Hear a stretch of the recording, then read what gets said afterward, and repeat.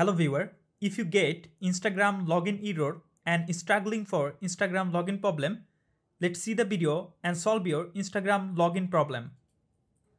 Step 1. Tap and hold on Instagram app. Click on I button. Now scroll down and click on Instagram storage. From the lower corner, clear cache data from Instagram app. For the iPhone user, please archive your Instagram app and then restore. Now go back. Step 2.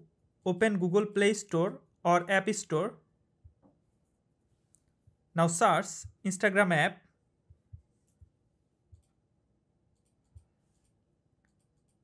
From here, update your Instagram app if it available.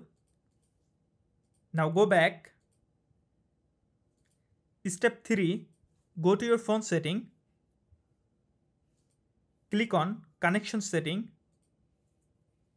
From your connection setting, check your internet connection and make sure your internet connection is stable. So follow these 3 steps and fix Instagram login problem.